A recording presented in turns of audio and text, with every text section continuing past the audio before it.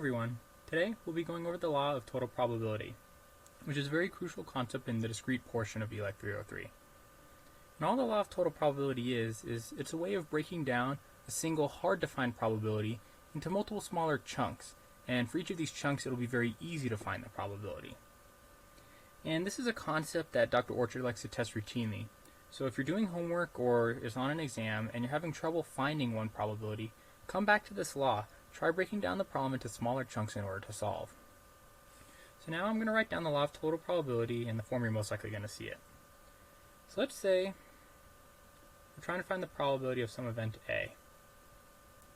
Well, it turns out if this probability is hard to find by itself, we can actually break it into a sum.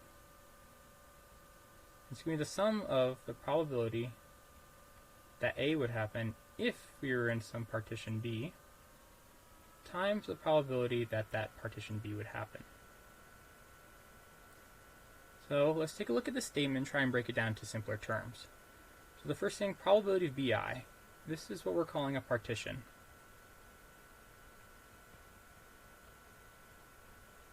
But I like to think of the word chunk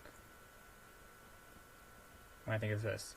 All we're doing is we're taking the probability space of A and we're trying to break it down into smaller pieces that are going to be easier to solve individually. So that's what they mean by partition. Then what this part is doing is it's finding the probability of A if B, our partition, were the only thing we were looking at. So we pretend that partition B is the entire problem and we ignore all the other possible partitions there might be and we ignore the overall problem of solving A. So this is finding A if we were just in B.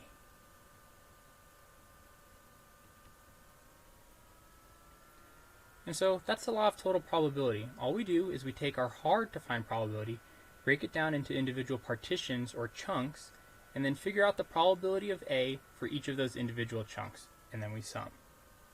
So with that, let's move into an example. Okay, now let's take a look at an example. And this is just some example problem I pulled from a website online. So let's take a quick read. So this person has 3 bags, each containing 100 marbles. The first one has 75 red marbles and 25 blue marbles. The second one has 60 red marbles, 40 blue marbles, and the third one has 45 red and 55 blue marbles. So the person's going to choose one of the bags at random, and then he's going to pick a random marble from that random bag. And the probability we're trying to find is that the chosen marble is red. So we know that this problem is going to use the law of total probability, so let's go ahead and write down that law. So the law of total probability is we're trying to find the probability of some event A, and we know we can break it down into a sum. So that sum is the probability that A happens if I'm in some partition B times the probability that that partition B happens.